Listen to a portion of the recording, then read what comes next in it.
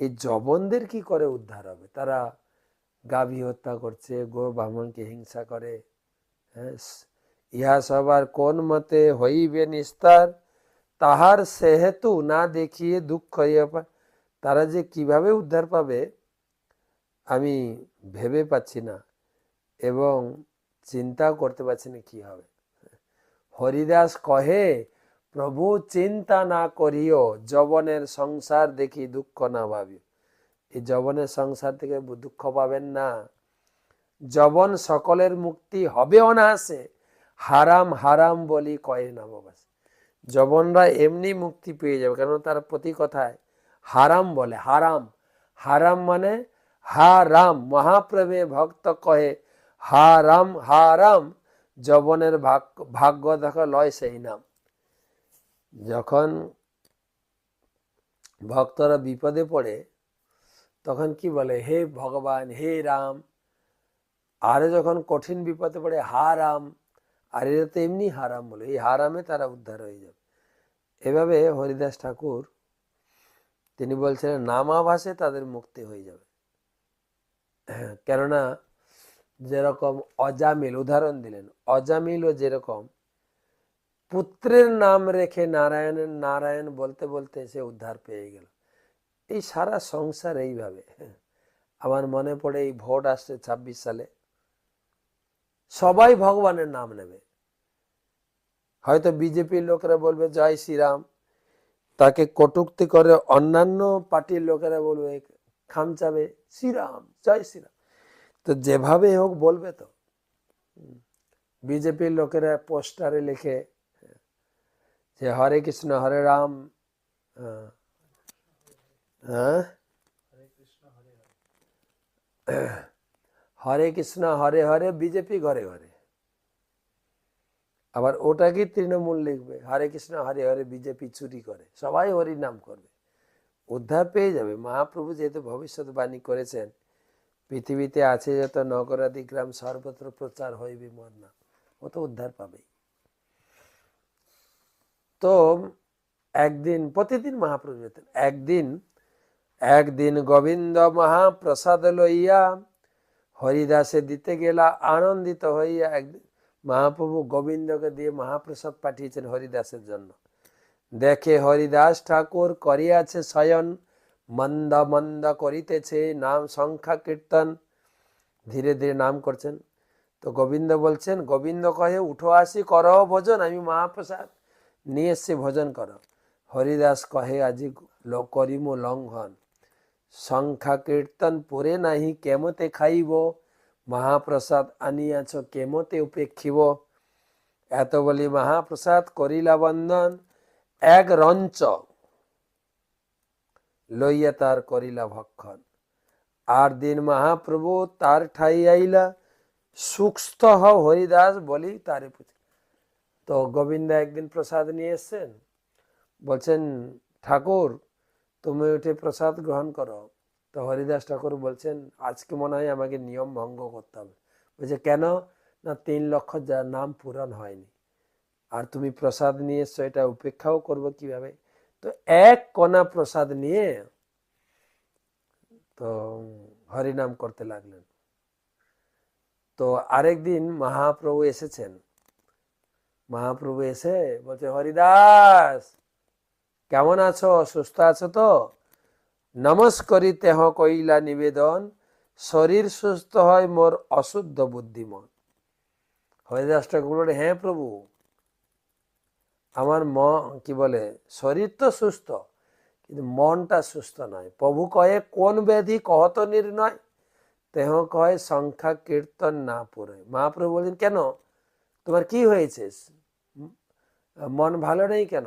না এখন আর সেই 3 লক্ষ নাম পূরণ হচ্ছে না। তখন মহাপ্রভু বলছেন, প্রভু কহে বৃদ্ধ হইলা সংখ্যা অল্প করো, সিদ্ধ দেহ তুমি সাধনে আগ্রহ কেন?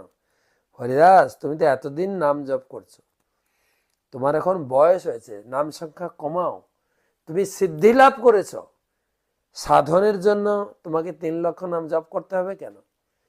লোক নিস্তারিতে এই তোমার অবতার, নামের মহিমা লোকে করিলা প্রচার, এবে অল্প সংখ্যা কর, এবে অল্প সংখ্যা করি কর সংকীর্তন, হরিদাস কহে শুনো মোর সত্য বচন।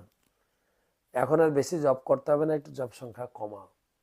তখন হরিদাস ঠাকুর অত্যন্ত বিনীতভাবে হাত জোড় করে প্রভুর চরণ ধরে বলছেন, হীন জাতি জন্ম মোর নিন্দ কলেবর, হীন কর্মে রতময়ী অধম। আমার জন্ম হয়েছে নিচু কুলে, নিচু কাজে যুক্ত, অদৃশ্য অস্পৃশ্য মোরে অঙ্গীকার কইলা, রৌরব হইতে কাড়ি মরে বৈকুণ্ঠে চড়াইল। আমি অস্পৃশ্য, আমাকে ছুবেন না, কিন্তু আমাকে সেই পজিশন থেকে কেড়ে এনে আমাকে বৈকুণ্ঠ পদে স্থান দিয়েছে। স্বতন্ত্র ঈশ্বর হও ইচ্ছাময়, জগৎ নাচাও যারে জইছে ইচ্ছা হয়।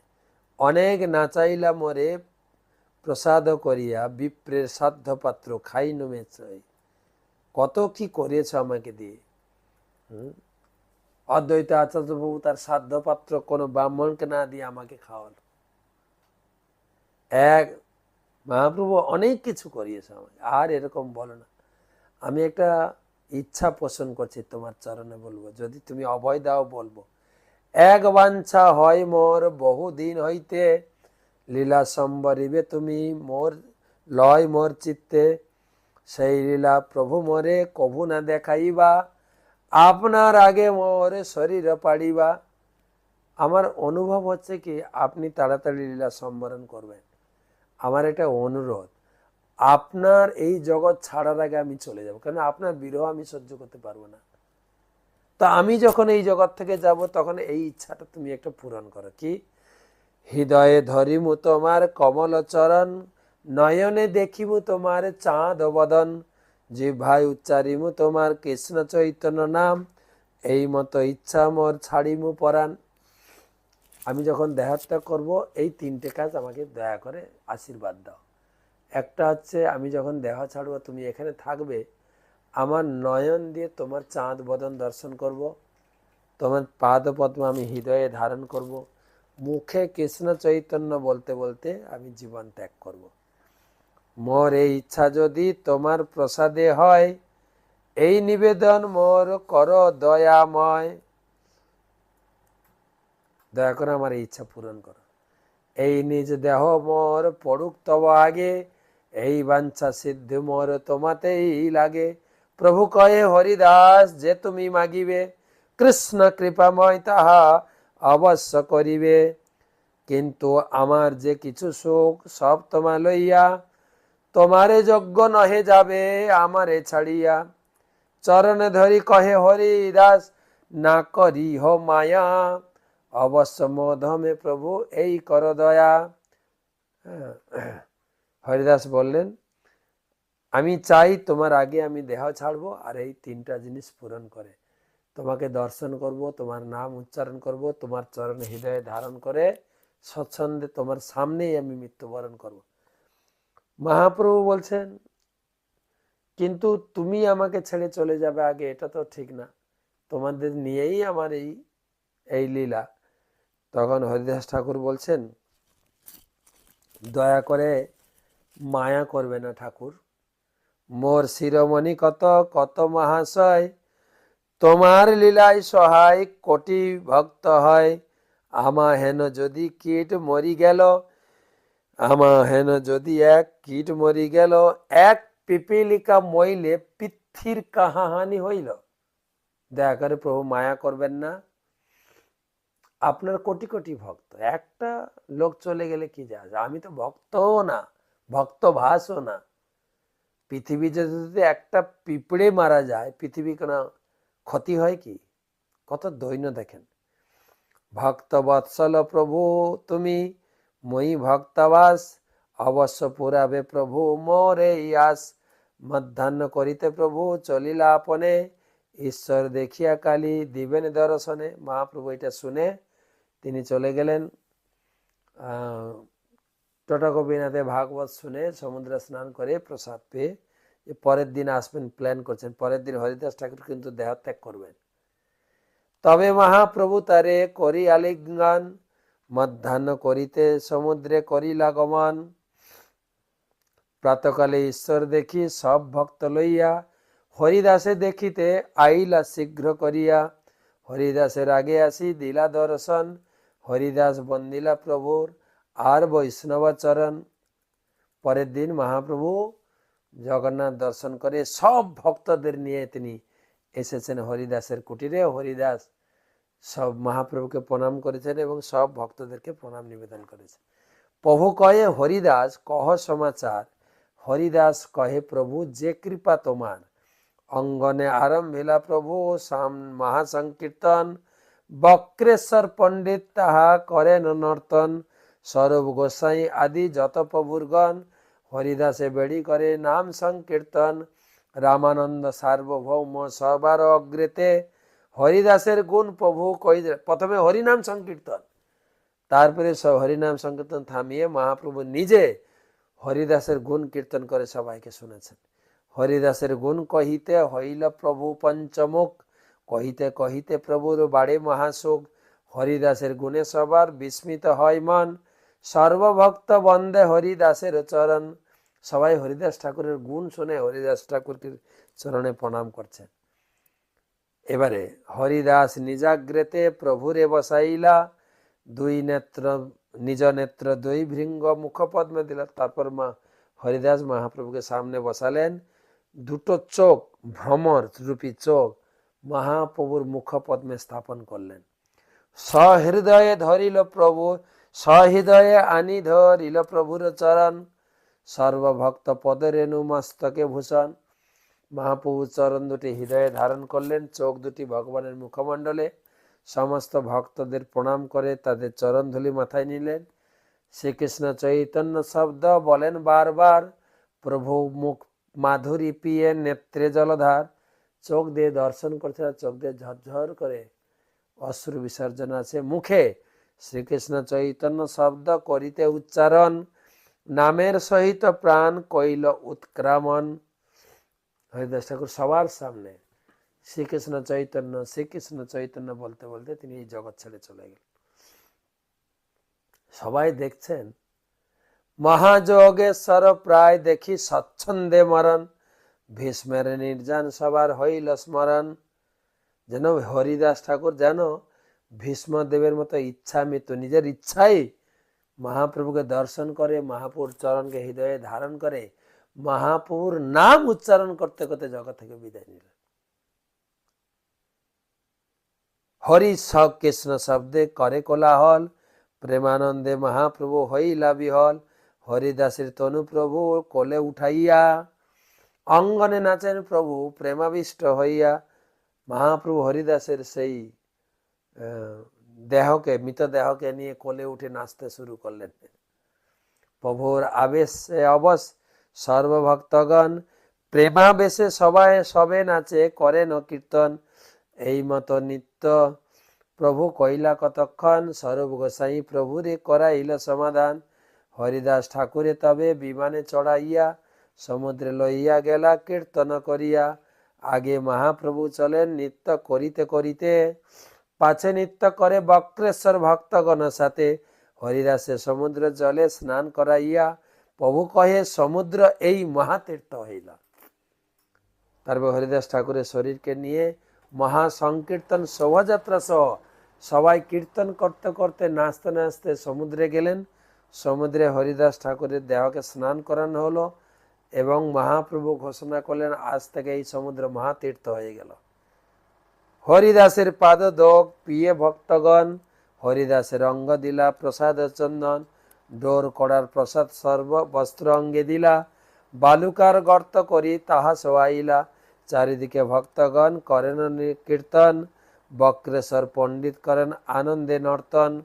হরিবল হরিবল বলে গৌর রায়, আপনে শ্রীহস্তে বালু দিলা তার গায়। তারে বালু দিয়া উপরে পিণ্ডা বাঁধাইলা, চৌদিকে পিণ্ডের মহা আবরণ কইলা। তাহা বেড়ি প্রভু কইলান কীর্তন নর্তন, হরিধ্বনি কোলাহলে ভরিল ভুবন। সবে মহাপ্রভু সব ভক্তগণ সঙ্গে, সমুদ্রে করিলা স্নান জলকেলি রঙ্গে। হরিদাসে প্রদক্ষিণ করে আইলা সিংহদ্বারে, হরি কীর্তন কোলাহল সকল নগরে। সিংহদ্বারে আসি প্রভু পসারির ঠাঁই, আঁচল পাতিয়া প্রসাদ মাগিলা তথাই। হরিদাস ঠাকুরকে স্নান করিয়ে সমাধি দিয়ে সবাই স্নান করে কীর্তন করতে করতে আবার জগন্নাথ মন্দিরে সিংহদ্বারে এলেন। দিয়ে মহাপ্রভু নিজে আঁচল পেতে ভিক্ষা করছেন। কেন? হরিদাস ঠাকুরের অন্ত্যেষ্টিক্রিয়াতে ভোজন কে করে? হরিদাস ঠাকুরের তো কোনো পরিবার ছিল না, তাই মহাপ্রভু নিজে হাতে প্রসাদ ভিক্ষা করে দেখেন প্রসাদ ভোজন করাচ্ছেন। হরিদাস ঠাকুরের মহোৎসবের তরে প্রসাদ মাগিয়ে ভিক্ষা দেহ তো আমারে। হরিদাস ঠাকুরের মহোৎসবের জন্য কিছু প্রসাদ ভিক্ষা দেন। শুনিয়া পসারি সব চাংড়া উঠাইয়া প্রসাদ দিতে আসে তারা আনন্দিত হইয়া। স্বরূপ গোসাই পসারি নিষে দিল, চাংড়া লইয়া পসারে বসিল।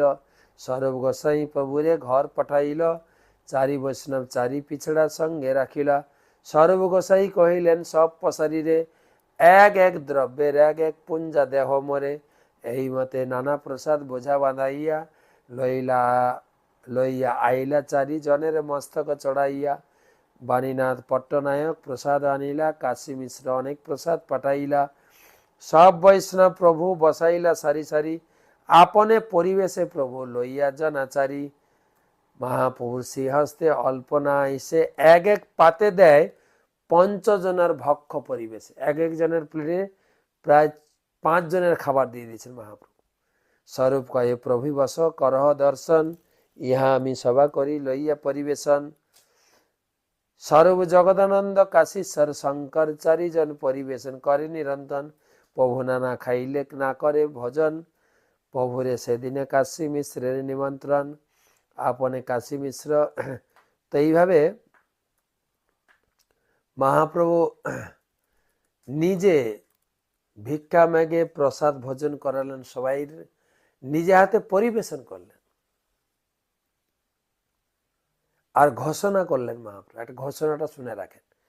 হরিদাসের বিজয় উৎসব যে কইল দর্শন, যে ইহা নিত্য কইল, যে কইল কীর্তন, যেতেরে বালুকাদিতে করিল গমন, তার মধ্যে মহোৎসব যে কইল ভোজন। অচিরে হইবে তা সবার কৃষ্ণ প্রাপ্তি, হরিদাস দর্শনে হয় ওইছে মহাশক্তি। এই হরিদাস ঠাকুর নির্জানে যে দর্শন করলো, যে কীর্তন করলো, যে নিত্যা করলো, যে বালু দিয়েছেন সমাধিতে, যে প্রসাদ ভোজন করলো, সবার কৃষ্ণ প্রাপ্তি হবে। তো এইভাবে মহাপ্রভু ঘোষণা করলেন। মহাপ্রভু খেদ করলেন যে ভগবান হরিদাস ঠাকুরকে আমার সঙ্গে দিয়েছিলেন, কিন্তু হরিদাস ঠাকুর আমাকে ছেড়ে চলে গেল। যাই হোক, পরে লাস্ট শ্লোক বলছেন, চৈতন্য চরিত এই অমৃতের সিন্ধু, কর্ণ মন তৃপ্ত করে যার এক বিন্দু। ভব সিন্ধু তৈবারে আছে যার চিত্ত, শ্রদ্ধা করি শোনো সেই চৈতন্য চরিত। হরিবল। তো সেই সিদ্ধ বকুল এবং হরিদাস ঠাকুর সমাধি, হরিদাসের সম্পর্কে চৈতন্য চরিতামৃতে যা বর্ণনা করলো